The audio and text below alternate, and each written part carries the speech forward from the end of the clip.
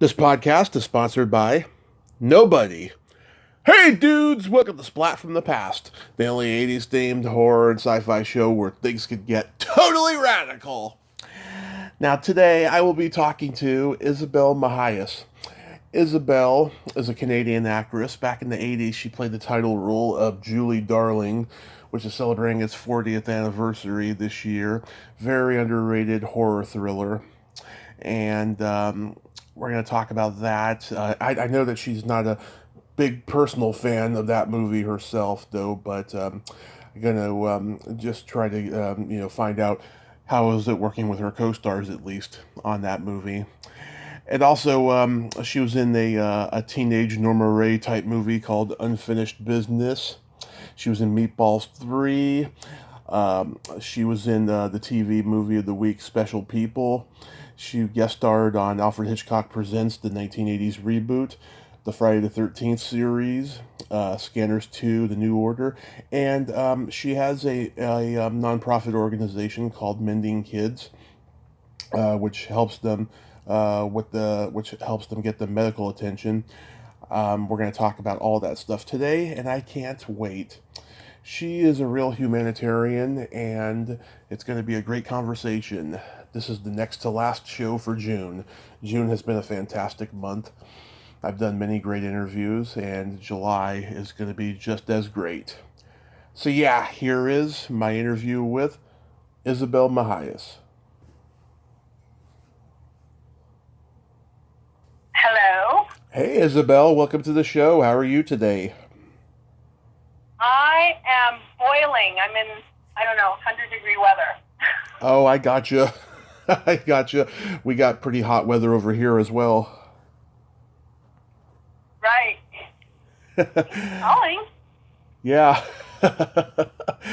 This is such a great honor. Thank you for taking the time today. Well, it's like something different from my normal these days. Mm-hmm.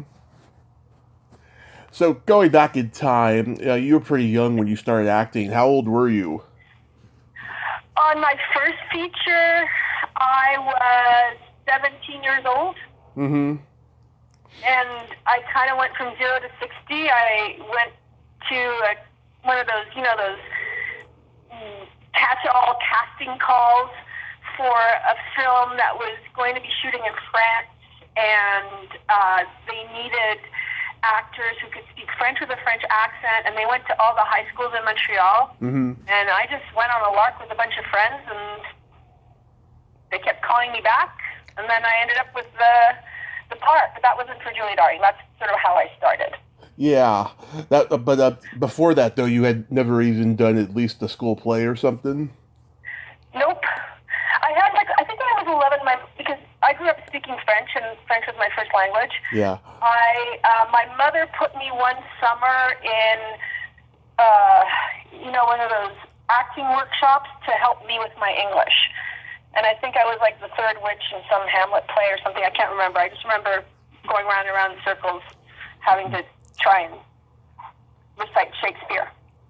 Oh. And that was really it. I had lofty plans to be like a female Jacques Cousteau oceanographer. Yeah, didn't quite work out that way, huh? No, it didn't.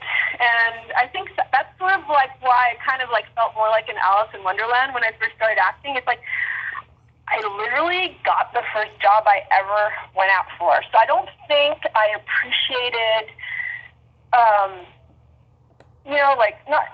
I was disciplined. I mean, I showed up on time, I learned my lines, I did my best. Yeah. So my acting was pure instinct rather than formation. And so the first films I do were my formation, right? Working with different directors and different styles and different scripts. So I kind of tended to be excited about the idea of traveling. So it was almost like, ooh, this movie? Where's it shooting? Yeah. Like Berlin? Yes, I'm going. Wow, so you chose roles based on location then? No, I took whatever was handed to me. This is like, oh my God, my career was not like curated by agents and PR people and managers. I was literally a free agent kind of thing who happened to be given this extraordinary opportunity. And from that opportunity, I remember being on the set in Paris, my first movie. A director came by to visit, and I think he was there to watch me work. And then later on, I was called in to audition for The Lucky Star, and then I got that audition. That's a whole other story. And then after that, I was offered a film in France, and then after that, I went to McGill in Montreal for a year, and while I was there, I was studying German, and I did this intensive, 2 hours a day for 2 semesters, 5 days a week, German class. And about, over the summer after that semester, Julie Darling came up, and I think one of the reasons, other than, of course, I was, super special, was that I actually had enough German to work on a German-Canadian co-production where most of the set language was going to be German. And so I was, for Julie Darling, even though I spoke English in Julie Darling, I was directed in German. Oh, that's interesting. Yeah. Was that... Fun fact? Was that first movie, it was Girls, it was called? Yes, it was Girls. It was with Jess Jakin, and directed by Jess Jakin. And I was, the anchor for the Canadian co-production. Remember, this was I started in 79, and I worked through the 80s into the beginning of the 90s. And, Canada was known for its tax shelter, right? So if you had a movie that was going to be getting any kind of tax credits in Canada, you had to have an anchor that would be worth, I guess, so many points, right? And so that afforded me, some opportunities to get some good and some notorious roles. But it wasn't like I could go, oh, I'm going to do The Baby Boy and The Lucky Star, but I'm not going to do Meatballs 3. Because if I, for whatever reason, did not want to do Meatballs 3, the same casting director who was doing Meatballs 3 was also doing the really good movies, and, they think, oh, she's got her nose on her joint, oh, she's ungrateful, oh, blah, blah, blah. So it was pretty much, this is the part, and unless it really completely offended you, then that was how my career was, curated by whatever was around that I was either right for or cast for. And for me, it was just an opportunity to, actually soak up film sets because I never I did enjoy being an actress. Don't get me wrong. It was nice and fun. And I'd probably do it again, I guess. I hated the audition process, but I was, most of my time was spent, on the set, hanging out with the grips, talking to the DOP, sometimes getting invited to go watch the editors cut, whatever. Yeah. And I was all about the storytelling aspect of filmmaking. Right. So it was kind of a natural evolution for me after I, realized that acting wasn't my heart and soul, that I wanted to have a little bit more say in the creative process. And that's when I went to the American Film Institute and actually, fortunately, got into the directing program. Nice. So, my kids will always tell me that I'm still an actress, and and I have acted my way through many customs, for my line of work right now. I've had to put on my poker face and my acting face to, get missioned into certain countries, but that's it. When you did The Lucky Star, you got to work with some legends in that. Rod Steiger, of course. What was your experience like working with him? Oh my gosh. So out of all the movies that I did, I think that might have been the jewel of all the films that I got to do. And that was the only one that impressed my dad, because, of course, my dad knew who Rod Steiger was. That was my second movie in my career. I had no idea who Rod Steiger was. Mm-hmm. I had no idea how actresses were supposed to behave on a set. I just spoke my mind unfiltered. And so we were shooting in Holland. It was bitter cold. We were wearing 1940s, costumes. And I remember we were out in the middle of nowhere outside of Amsterdam. I think the village is called De Rijp. Mm-hmm. And freezing my butt off or my ass off. And there was this camper that was right there. And I literally, between takes, barged into the camper. And it turns out it was Rod Steiger's quote unquote today's standard Winnebago.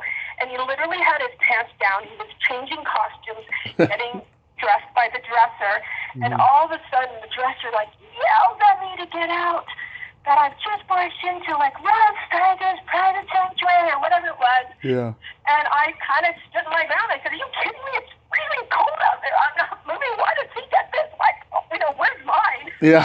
From that moment on, because I actually stood my ground, he was my best friend. Mm-hmm. And everybody else walked in fear. And maybe, today I wouldn't friggin' do that at all. I would know better. But it was one of those spontaneous, I'm not going to freeze, this isn't fair. And after that, he was always super, he was just real with me. And he totally enjoyed that, that psychological hold he had over people that were impressed by him. Mm-hmm. And because he was playing a Nazi, and this is where his method of acting came in, he had this sweater. Mm-hmm. I kind of remember it as red, and it was like a cashmere kind of a sweater, and he wore it every day. Every day he came to work, he wore it. And it got progressively smellier, mm-hmm. and more disgusting, with food stains, with everything. And I remember Louise Fletcher, kind of looking sideways at him and going, "Wow, he just hacked," or whatever. But he was doing it so that people would feel repulsed by him because he was playing a Nazi. Wow. Yeah. I know an actress, her mother dated Rod Steiger when they were in high school or college or something like that. And she said that he was the best lover she ever had. Okay.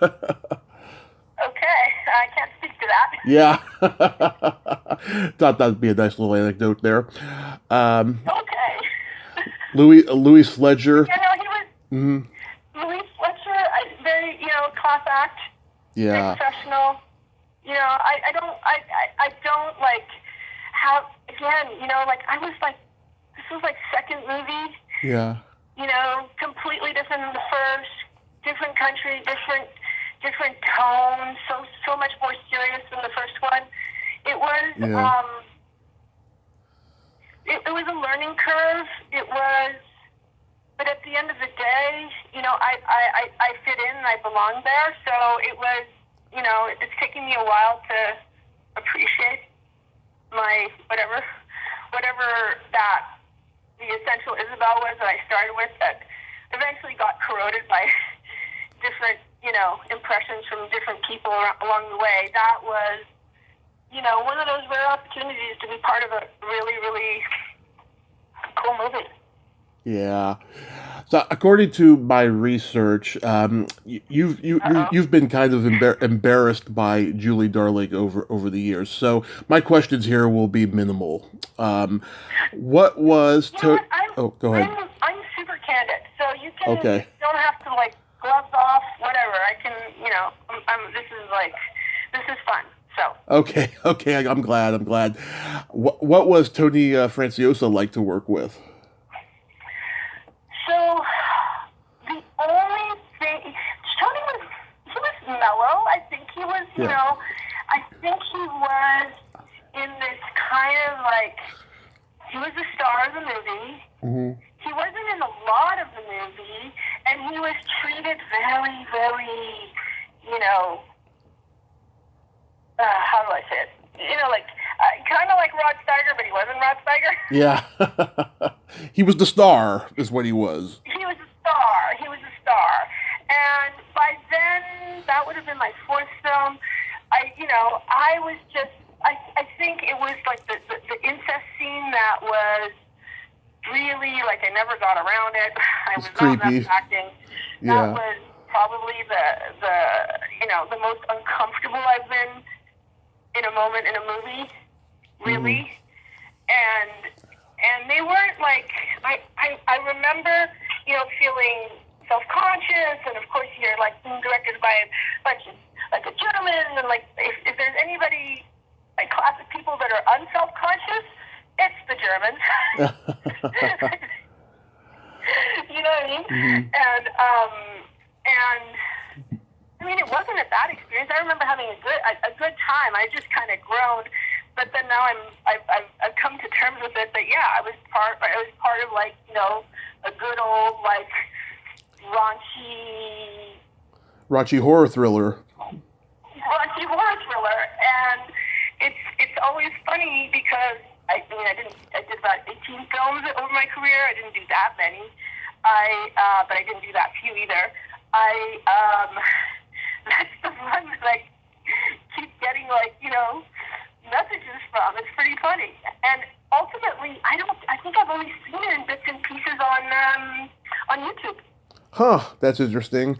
Yeah, I mean, I think you were well beyond your years in this role. You were kind of like, Patty McCormick in The Bad Seed. You had that balance between being adorable and being incredibly creepy. I think. Yeah, I mean, I think what worked well to your advantage is that you have those dark eyes, those dark Spanish eyes. So you had that sultry aura in your eyes that just made it all more disturbing. And I mean that in the nicest way. You mean that in the most respectful way. Yes, exactly. How about Sybil Danning? Sybil Danning was, like, I had very, very little interaction with her. She was also, like, the big star. Yeah. I kind of hung out, like, so here's the thing. I kind of hung out with the German crew. Mm-hmm. Yeah, that's Paul. What, mm-hmm. Oh, sorry about text coming in. But I hung out with the German crew, and I was all about, like, how are we shooting this? Is this going to work? Not directing by any stretch of the imagination, but that's sort of where my focus always was. Mm-hmm. Yeah. You know? Paul Hubbard, he was supposed to come on here back at Christmas time, but his schedule got busy, so he's going to come on this Christmas time. And the reason why I'm having him at Christmas is because I found out he had a scene deleted from A Christmas Story. Oh. My God, I haven't seen him in 40 years. Yeah, well, I'll tell him you said hi. How long has it been? Yeah, long time. 40 years, yeah. It's 40 years since Julie Darling. Then you enter political territory with Unfinished Business. Yeah, that was a remake. I started wondering if they would ever, like, remake Unfinished Business and I get to play the mother now. Yeah. Out of obscurity. I think it's a fantastic movie. It's kind of like a teenage Norma Ray, and again, you were playing a girl from a broken home. So this time you had empathy despite your rebelliousness. Thank you. Yes. That was fun. I really liked working with Peter Spence. And that was also, that one I felt was probably going to be another noteworthy one. And it was a great summer in Toronto filming that. Mm-hmm. And again, I mean, if I could talk to myself now, knowing what I know now and how I was then, I think I would have been less hard on myself. Yeah. I was incredibly judgy of everything that I did. I had a hard time seeing myself on screen. I probably, in some, weird, now that I've been through therapy, didn't think I deserved it, and if I could have embraced it more, I would probably still be an actress. I totally get You know, it. I'm very hard on myself when it comes to doing interviews. I don't like listening to them after I do them. Sometimes I have to though. But yeah, God, I totally get that. You know. it was a very, it was a very,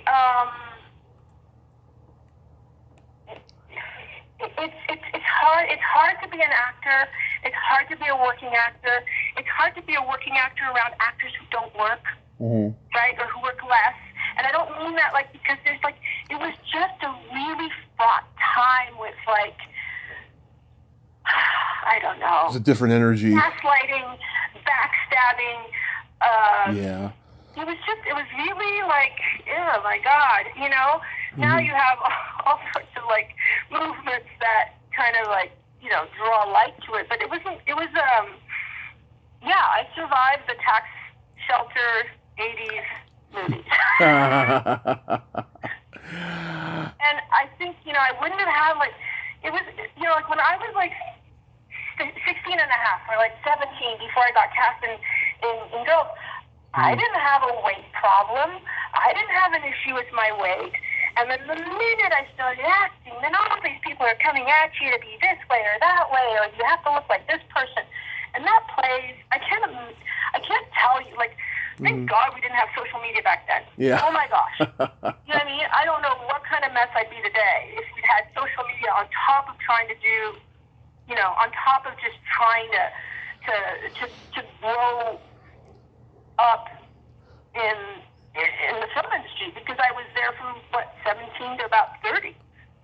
Wow. You know? And I think what ultimately got me out was, like, I'm really good at asking a PA for coffee, right? Yeah. What else am I going to be good at?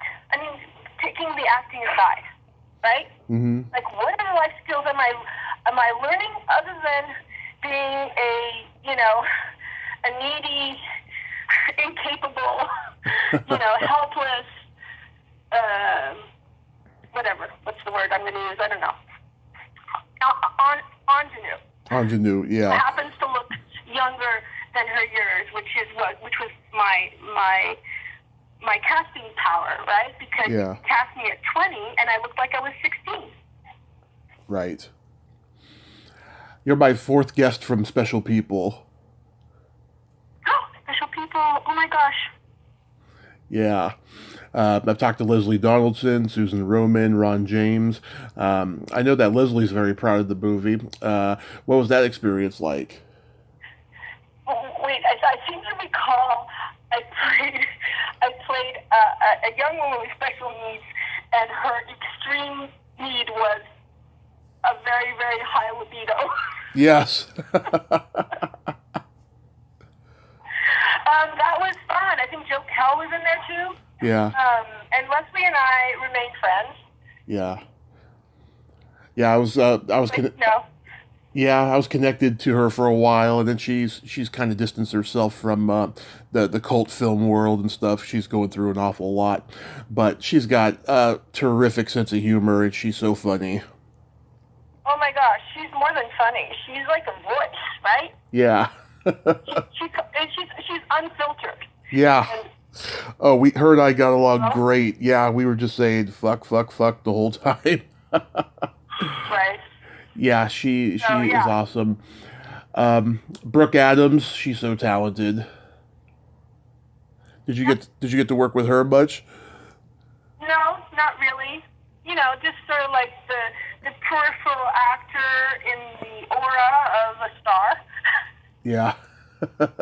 Once again, that word star. Yeah, I know it's funny because I think there's a difference between like star and oh my God, I'm trying to think of like an actress who happens to be very famous but isn't necessarily a star, right? That you're not hanging on to a star to define the sense of who you are.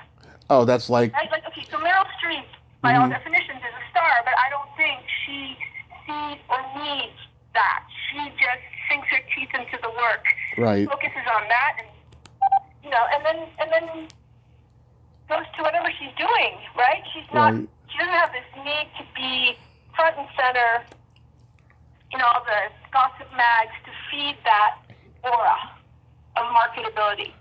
Her work speaks for itself. It doesn't need to be embellished by, sex tapes or broken romances. Yeah. Yeah. Ooh, controversial. Character actors can be, huge stars, but they definitely don't act like stars, And I love interviewing character actors because they got the best stories. Yeah. And they just do the work, right? Yeah, they just show up. Like taking their kids to school or Yeah.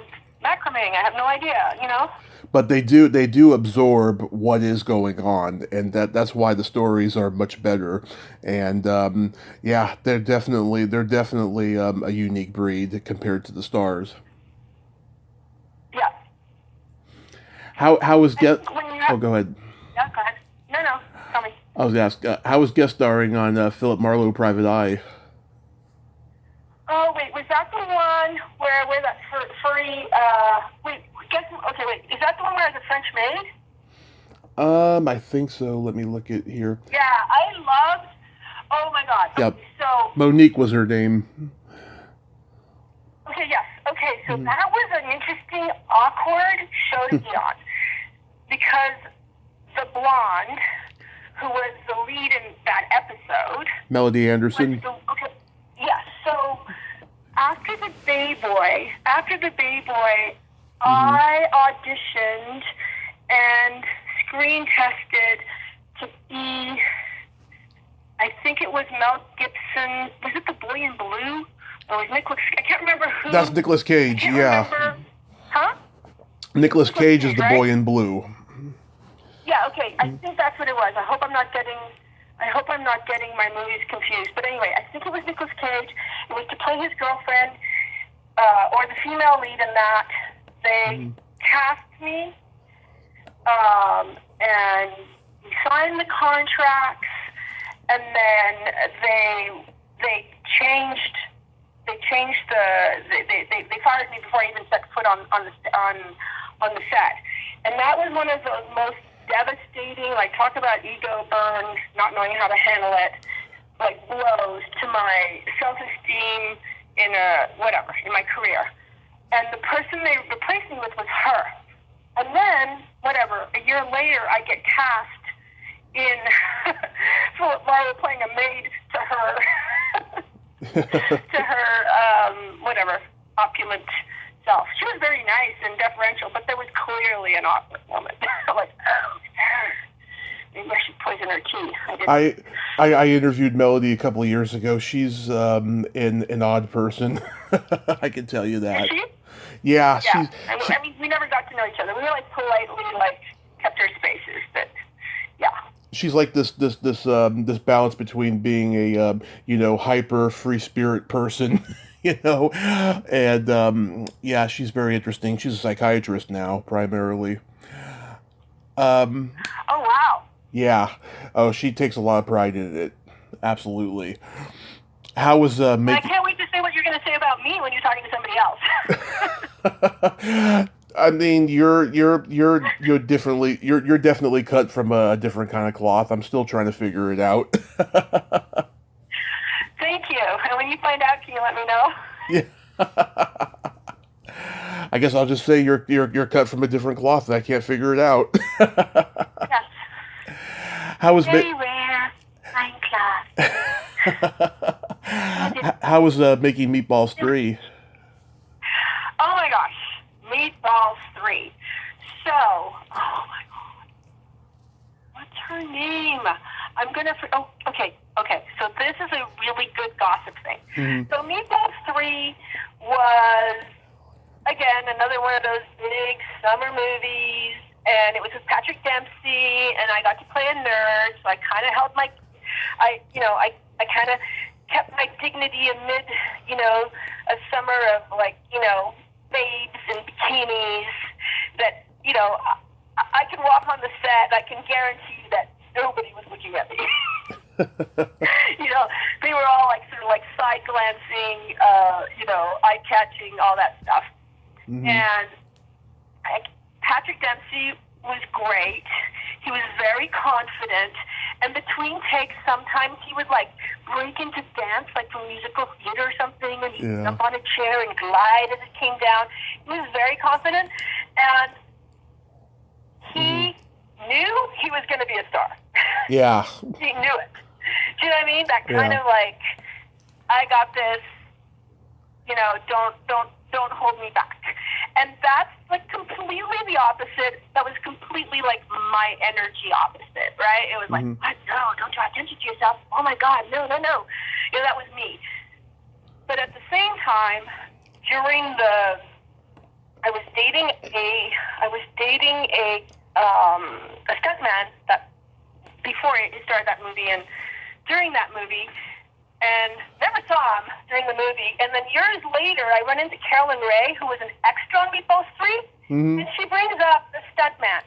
She brings up the stuntman as having had a great summer with him on the movie of Meatballs 3. At which point I realized, wait, he was cheating on me with you?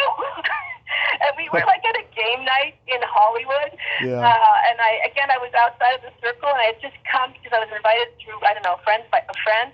And it was one of those funny moments because, again, I had been going to directing school. I was not acting, certainly hardly if anyone knew me in LA because my career had been in Canada. And we're sitting there playing games, and she goes, wait a minute, are you Isabelle? Are you Isabelle Mejias?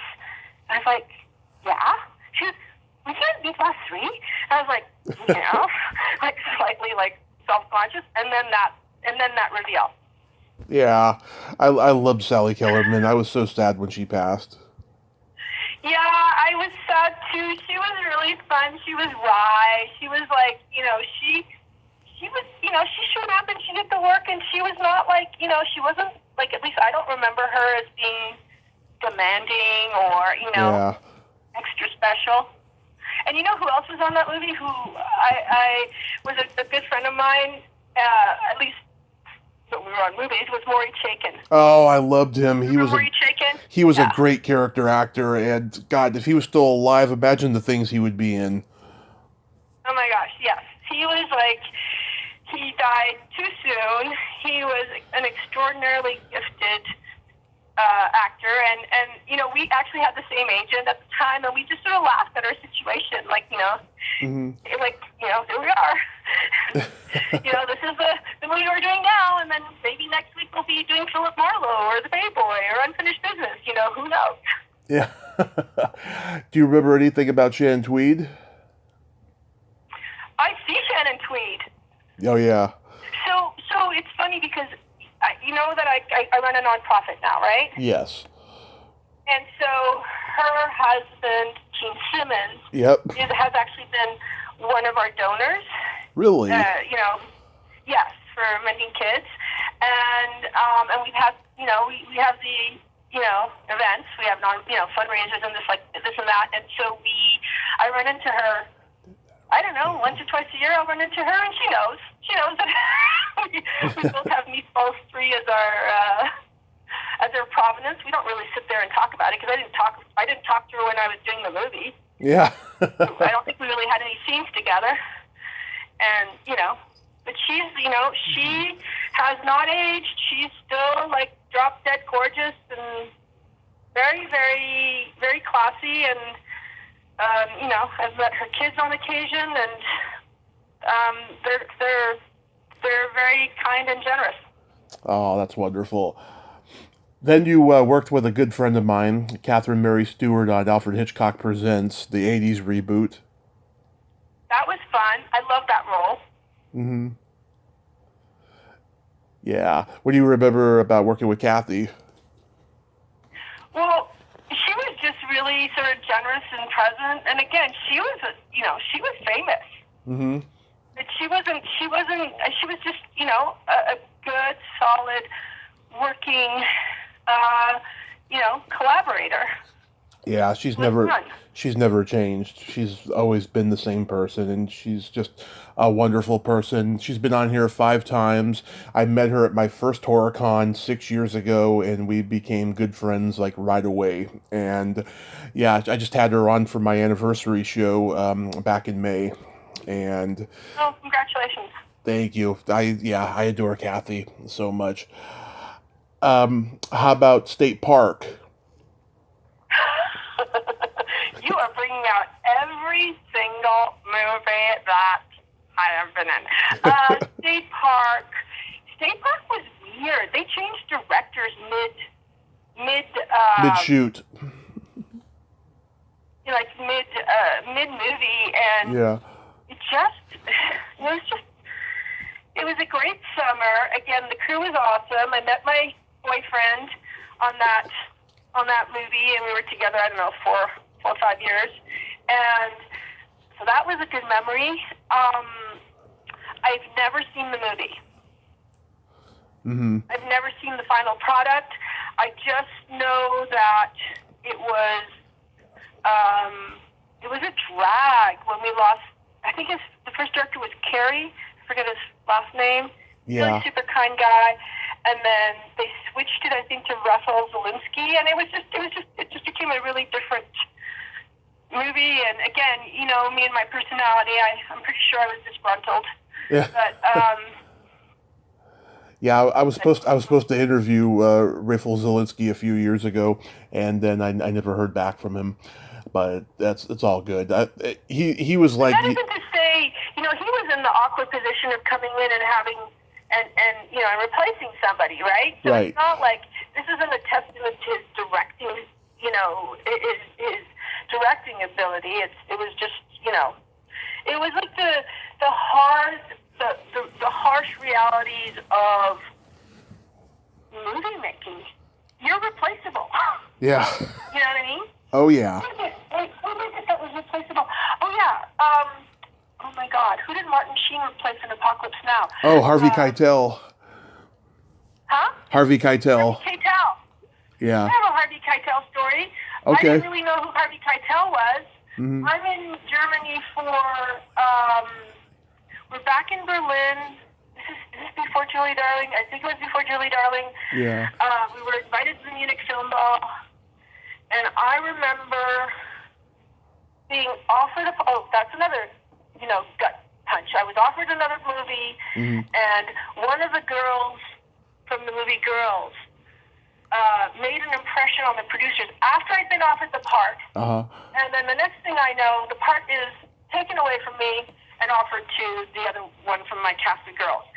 And I remember, this all happened while I was at the Munich Film Ball, and I remember getting in the elevator, and again, didn't know how to control my filters, yeah. and I'm blubbering in a pool of self-pity, and I'm walking to my room, and lo and behold, Harvey Keitel, who I didn't know was Harvey Keitel because I didn't know who he was, comes up to me, and it's almost like, oh, what's the matter, little girl? And I'm just like blubbing my heart out,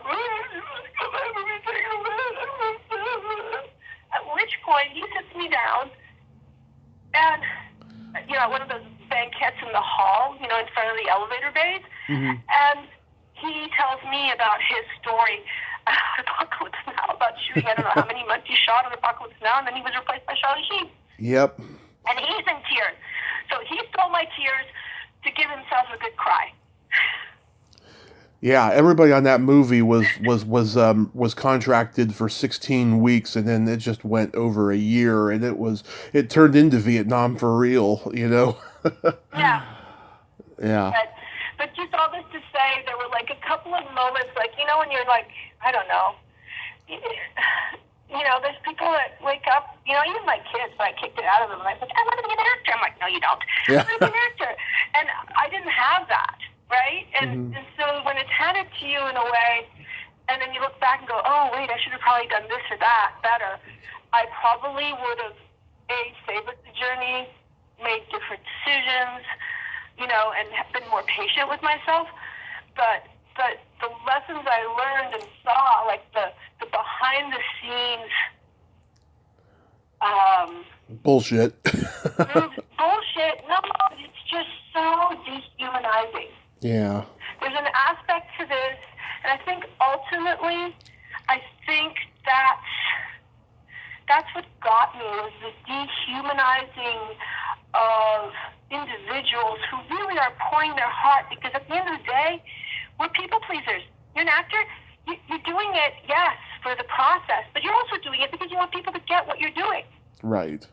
And I think I got angry with the dehumanizing aspect. And so actually when I started directing, one of the first things I would do is, like, if they had, like, at least in theater, if they had character descriptions, I would kind of glance at them, but if it had anything to do with ethnicity, I would completely ignore it. And I would, in the casting call, just audition who I thought was the best part, like colorblind. Yeah. And I think that's ultimately what got to me as an actress, for my insecurities, for my self-esteem, was in Montreal, no problem, Toronto, no problem. I was Isabelle Mejias. Yeah. The minute I came to California, all of a sudden I was Isabelle Mejias, but I wasn't only Isabelle Mejias, I was Latina. Yeah. And I could only go for Latina roles. I'm like, wait a minute, what about all these other movies where I played a Scottish girl, a regular girl, a maid, a French maid, all this stuff?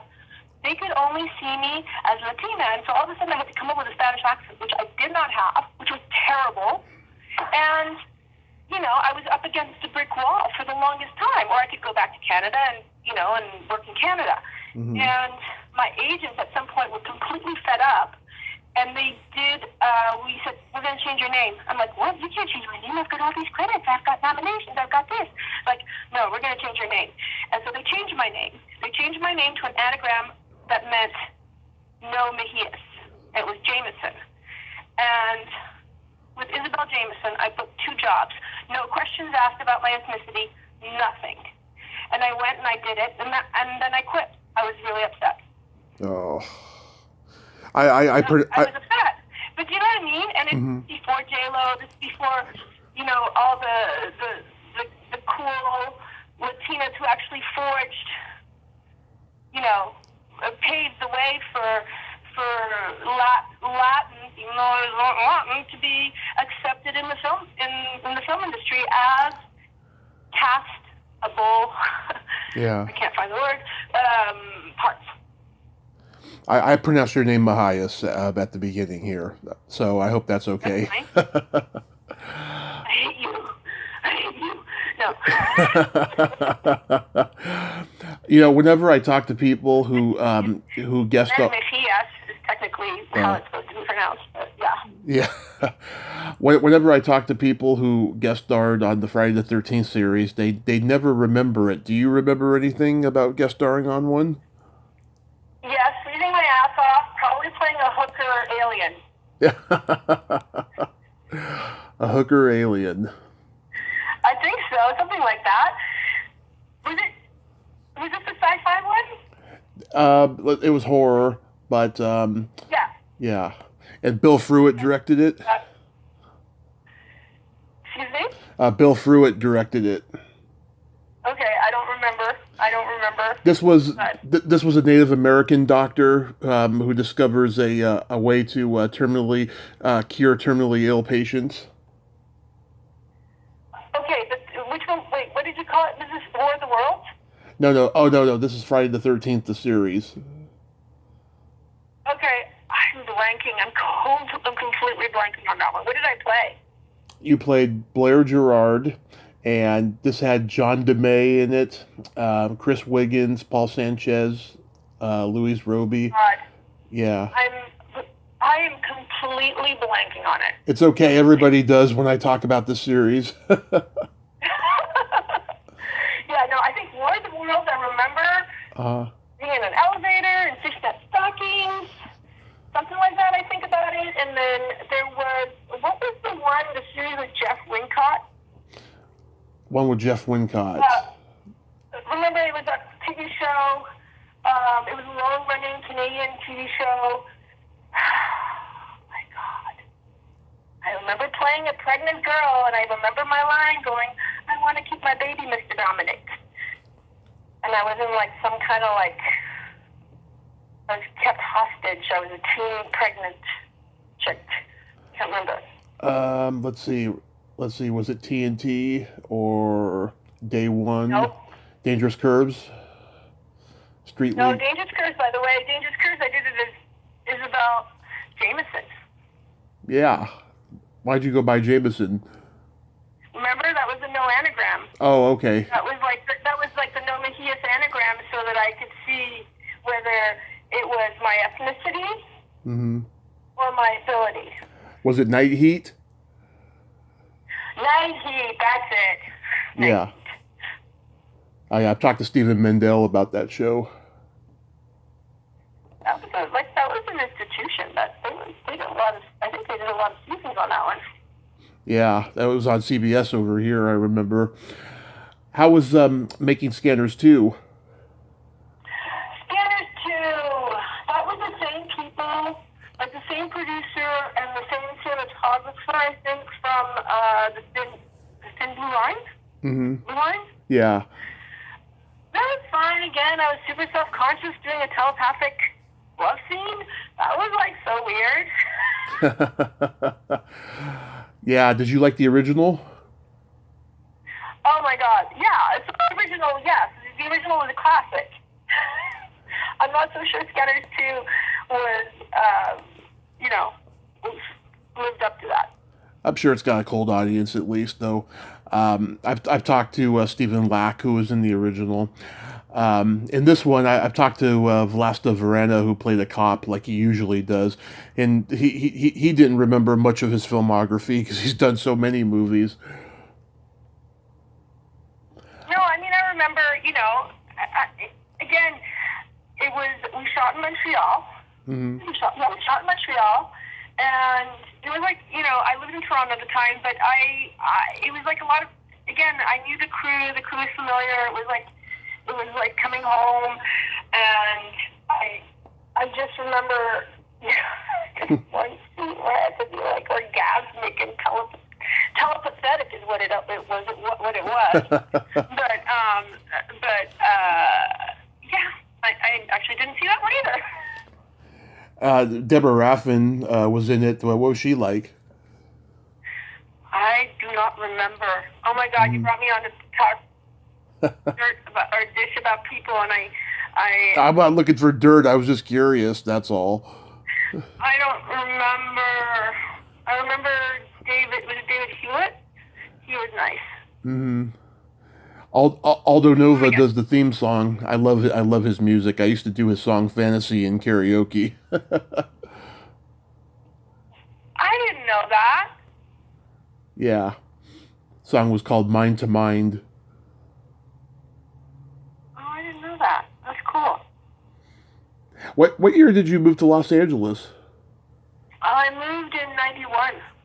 Mm-hmm. So you got out there for 1991. That's when you got out there for acting, and then that's when they put you in the box as the Latina. Yeah. Oh yeah. No. Like, listen, I made a lot of money, in commercials because I had a commercial agent, and in commercials you just have to have a Spanish name to tick off whatever the box was, or we're casting, Spanish or Latino people, and so.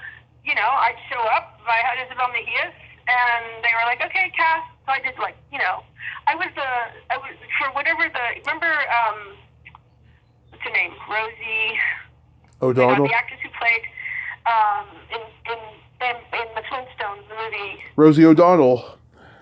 Yeah, Rosie O'Donnell. So for was it McDonald's or something? We did McDonald's campaign, and Rosie O'Donnell did the American version. Truly was the Latin Betty Rubble for the McDonald's campaign.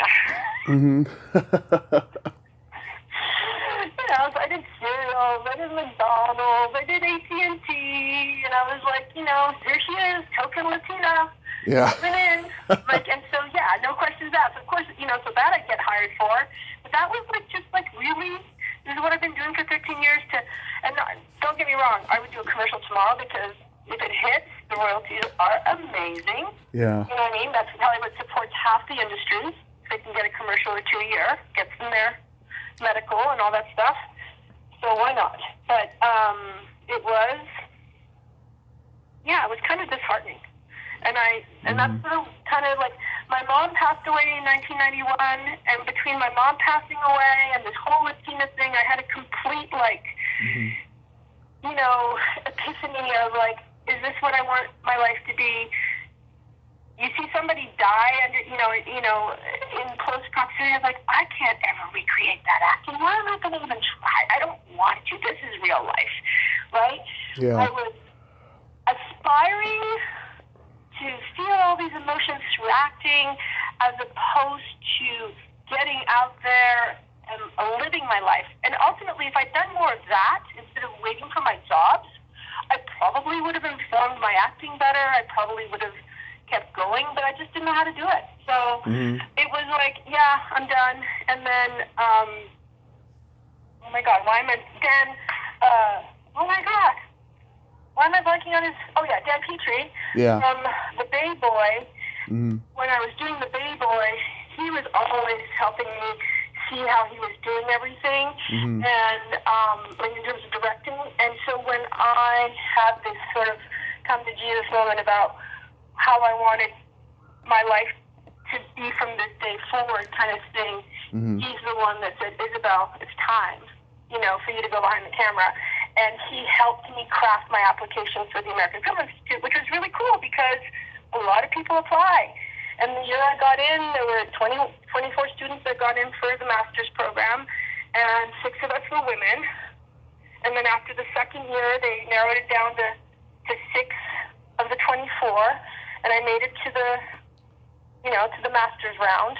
And then I did a little film called When I Was a Boy that I directed about a girl's first bra, and it won Palm Springs Film Festival, and I think Audience Award or Student Film or something. I mean, it won a couple of things that was cool, and that kind of set me on a limited directing path because, the timing of the birth of my first son and my directing career kind of came all at once. Yeah. And, it was fun. So tell me the genesis of Mending Kids. Oh my gosh! So the genesis of Mending Kids. I did not start the organization. Mending Kids was it's a nonprofit that recruits pediatric surgeons and sends them to developing world hospitals to operate on kids who wouldn't otherwise have access to the surgeries, and then we train the local doctors on being able to do those surgeries, or at least elevating the standards of care. And so back in 2011, so a little over 10 years ago, I was separated from my husband at the time, going through a divorce, and I went to a fundraiser, and I was completely swept away by the idea that a non-medical person could travel with doctors to, a rustic part of the world and help them out while they went and saved kids. I don't know what. I raised my hand. It was a live auction, and I kept it up until I got it.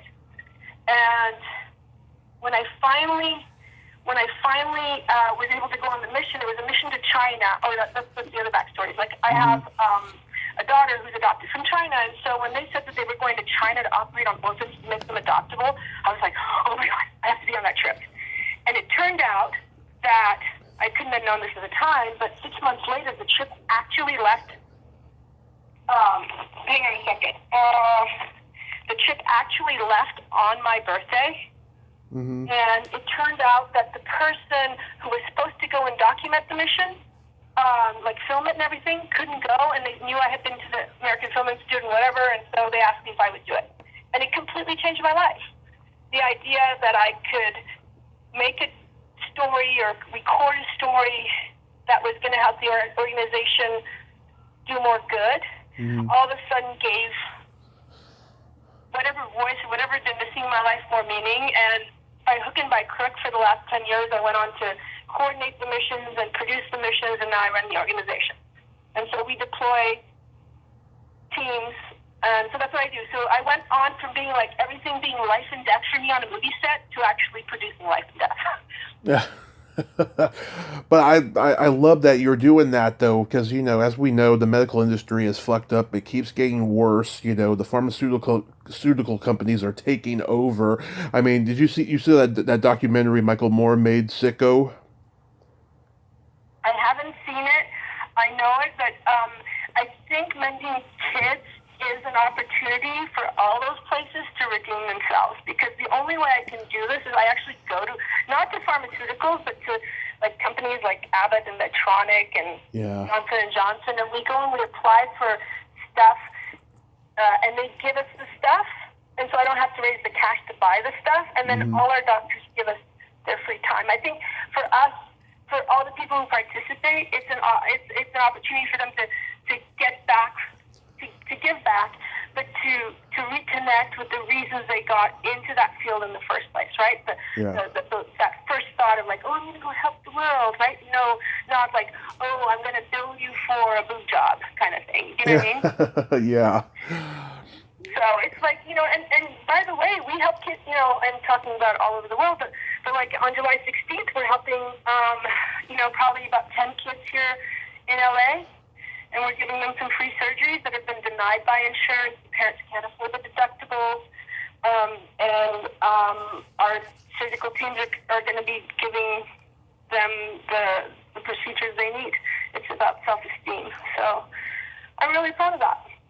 But it's not me. It's like me and a team of people, and So when I say I've never stopped acting, I haven't stopped acting.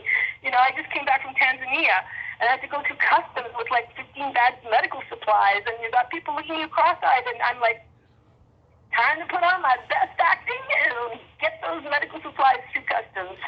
But you're so humble though. You know you're doing God's work. You're doing something special here. It's not work. I don't know how to quit it. And it's I wish this on everybody, that you find a sense of purpose.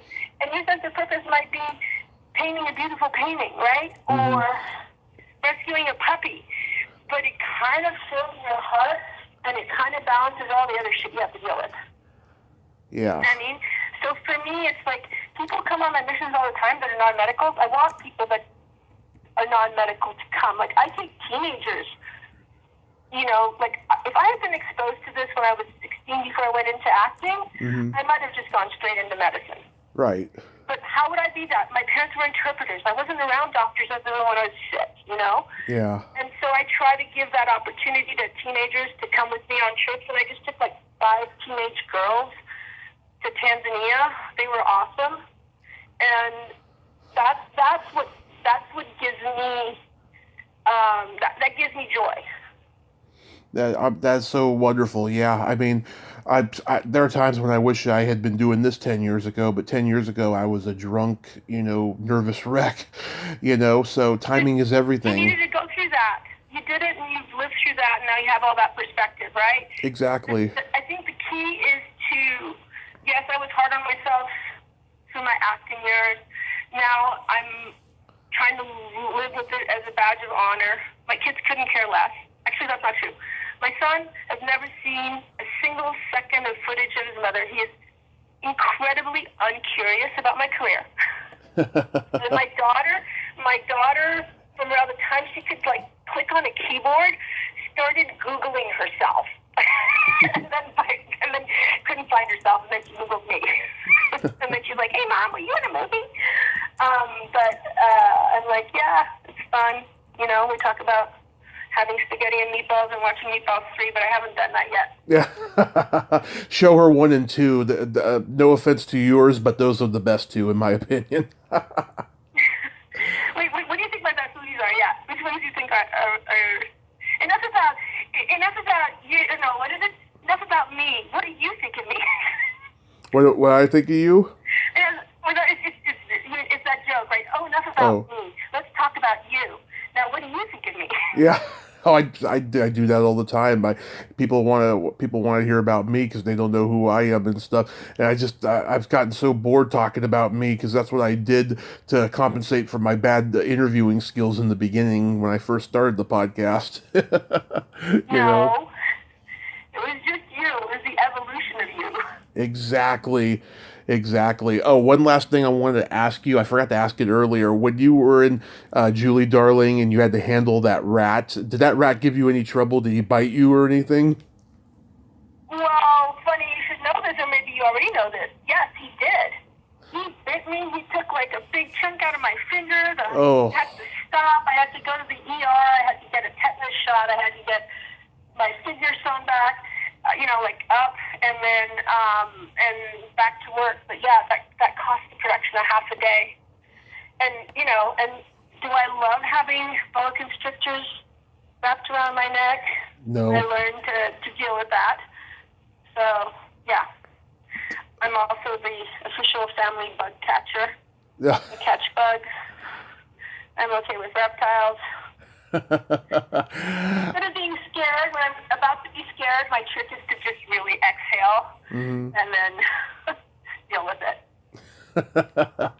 Well, Isabelle, I hope your event on July 16th goes well and all those kids have successful surgeries.